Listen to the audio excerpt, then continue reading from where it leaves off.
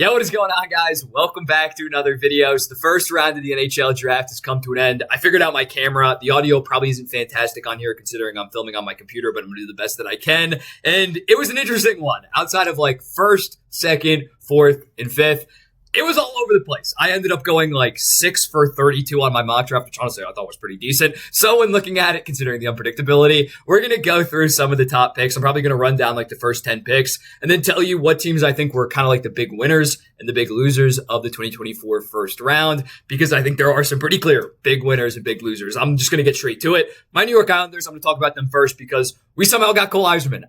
I thought we were trading the pick, and I was perfectly fine with that. The fact that a prospect of Cole Yzerman's pedigree fell to us at 20th overall makes me elated that we ended up not trading it. I thought we'd be looking at like Igor Chernyshov kind of type there. He didn't even get drafted in this first round, but still, I thought we were going to get like a decent prospect if we kept the pick. The fact we kept the pick in one of our top prospects, in my opinion, he was 11th on my board coming into it, was fantastic. But without further ado, let's get into it. Up first, Macklin Celebrini first overall. Kind of a no-brainer. We're not going to really spend that much time about it. Second overall, Artem Leshinov. I don't hate it. I think he is a very high floor. He does have a decent ceiling, but I understand it from a Chicago Blackhawks perspective. He's a right shot defense. You have Kevin Korchinski. You need to be maybe building out that blue line more, considering Bedard is fantastic, considering next draft. Outside of Logan Hensler, there maybe isn't that future franchise number one defenseman. You can pick up a Porter Martone at third or fourth overall potentially, as well as a guy like Roger McQueen, Anton Frundell. There's going to be more options maybe next draft versus this draft really was the defenseman heavy draft.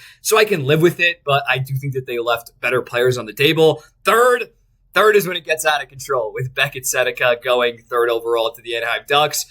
I'm not going to extremely doubt. I've seen people saying like people questioned when they took Leo Carlsson second overall. That's such a horseshit comparison when you consider the fact that Carlsson was a consensus top 4 prospect in the entire draft. He was mocked to go right after Fantilli at third overall. It wasn't some like scorching hot take to have Carlsson. Taking Seneca here is a massive decision by Pat Verbeek. This is one that you either really hit on or people are going to look back and say, this guy was a consensus 9th through 15th prospect in this draft. Why the hell did you end up taking him at third overall? So I see the vision. I see the upside. I don't think he's ever going to be like a franchise piece that maybe you expect at third overall, but I do think he can be a solid winger for the centers that they do have on the Anaheim Ducks. I like the shot. I like the playmaking. The skating is a little bit of a work in progress, but overall, it's a risky one, man. Pat Verbeek's entire tenure might come down to whether or not he hits on this pick, because this was probably their last top 5 pick. I hope if they have a top 5 pick next year, that means something went very, very bad this season. The Anaheim Ducks should be taking a decent step this season. So for Beckett Seneca to take that big of a risk, when again, 4 and 5, I like those guys a lot more, obviously, on my draft board, and most people do. So interesting. At fourth, Caden Lindstrom, fantastic. I give him an A, although I do have Demidov higher on my board. That's easy. That's an easy A+. I still really like Caden Lindstrom. The fact you can probably kick him out to wing to play with an Adam Fantilli, that's going to be one of the best duos in the entire NHL. Fifth, slam dunk by the Montreal Canadiens. For Demidov, in my opinion, pretty easily the second best prospect in this draft. Default to you at 5th overall. The guy you thought with the Montreal Canadiens, they have a lot of good pieces. Do they have that one guy with franchise potential, with legit playmaking ability? I think Slafkovsky's a great player. Is he the best playmaker? Not exactly. So when looking at it, Demidov can be that franchise creator, franchise difference maker for the Montreal Canadiens. And now they're set. I've said it before. I think that this might have been the missing piece, not the missing piece, the final piece to their rebuild. Next season, they should take a pretty big step. At 6th overall, TJ Ginla I was shocked by that. I fully thought Utah should have went defense. That's why I don't really love the pick. I ended up giving it like a B. I do think TJ Ginla is a very good prospect, but you look at the Utah Hockey Club. They have Logan Cooley. They have Clinton Keller's a little bit older, but they have Dylan Gunther, Josh Stone, Michelli, Danil Boot. They do have Simashev on the back end, but outside of that, I guess Valimaki, actually, he's not that young at this point. He's like 24, 25. Kesselring, I think, can be a decent player, but I thought they would have taken a serious difference maker at the defensive position. So the fact they go forward, if a different team was picking at 6th, I would have understood it a lot more for TJ Ginla going that high. Given the fit, it's a B, maybe even a B minus, just because Utah was one of the teams that screamed defenseman to me, considering their number one defenseman right now is Sean Durzi. It's just not that impressive. So it's going to be very interesting because, again, similarly to Anaheim, next season they should be picking 13th or 14th. They should be battling for a wild card with all the salary cap that they have. So the fact that with their last top 6, maybe even top 10 pick, they go out and use a forward, I disagree with it. I still don't hate the pick because I like TJ Gillen as a player, but I'm very lukewarm on it. Carter Yakimchuk, I really like Zane Parrick in the cycle. I thought if Ottawa was going to go defense, Zane Parrick was the pick. The fact they went Carter Yakimchuk, I don't hate Yakimchuk as a player. I had him 14th on my board, 15th on my board. I do think it's a bit of a reach. I understand it. I have grown more soft on the pick in the last, 2 or 3 hours. I don't hate it. I ended up giving it, like a C or C minus, but I still think that there were better defensemen on the board when they ended up selecting Yakimchuk. Similarly, at 8th overall, to Utah, I thought Seattle was going to go with a defenseman for sure. They don't even have a Simashev level guy. They do have a good number one defenseman in Vince Dunn, but he's 26, 27 at this point. I thought they were locked to go defenseman. They end up going Berkeley Cadden, who I really like a lot. He's my number 7 prospect. So similarly to Iginla, I can't really knock the pick a ton, but the fit, again, I do think at the end of the day, you probably should go with best available player, but the fact that the Seattle Kraken already have guys like Matty Beniers, Shane Wright, they already have a plethora, Jagger Furcus, they already have a plethora of young forwards.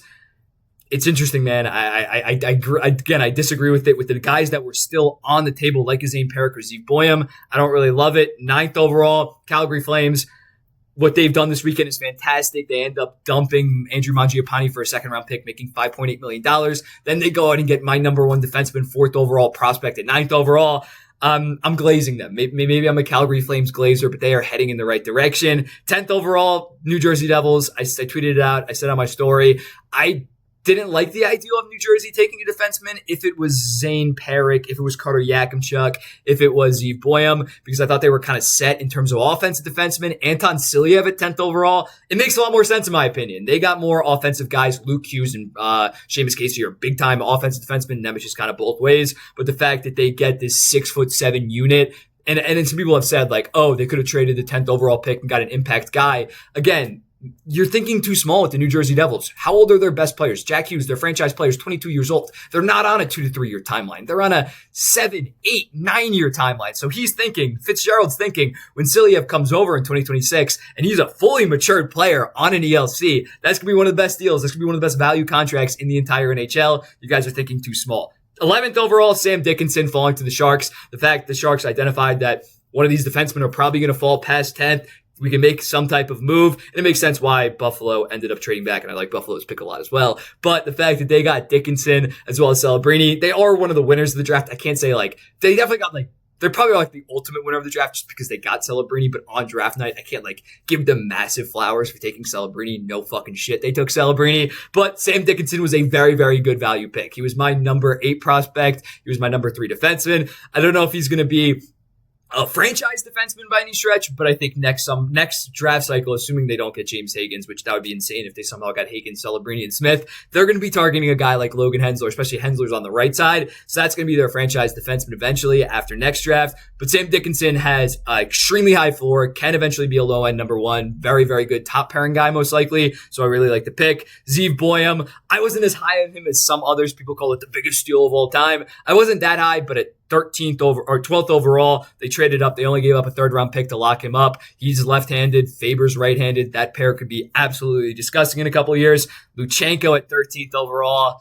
That's a reach, man. That's a fat reach. Luchenko, I thought would have been there at 20th for sure, 25th. The fact that Flyers only traded back 1 pick, they should have traded back again and picked up even more assets. Helenius, steal, my number 6 prospect in this entire draft. I loved him. I don't love the fit in Buffalo just because they have a bunch of young forwards, but I think he's a fantastic prospect, so I think he's going to carve out playing time for himself. I wouldn't be shocked if he becomes a better player than Dylan Cousins. That would not shock me one bit, but it's going to be interesting to see how he's going to battle for playing time, especially because he's more of a pro-ready guy, but that's an A-plus pick in my opinion. Brandseg Nygaard, very good pick by the Detroit Red Wings, a guy that can hopefully make an impact relatively soon and also has a decently high floor. Then Adam Jiricek at 16 to the Blues. I had him mocked there a couple times in mock drafts. I ended up pushing him back to Nashville at 22, but this is a very solid pick. They're not in any rush. He can go develop over in Czechia or in the AHL, and he has a very high upside. In terms of other picks that I want to kind of highlight, Tarek Parasak I thought was a bit of a reach at 17th by the Washington Capitals. I don't love his skating. Put up monster numbers, but Prince George was an absolute wagon.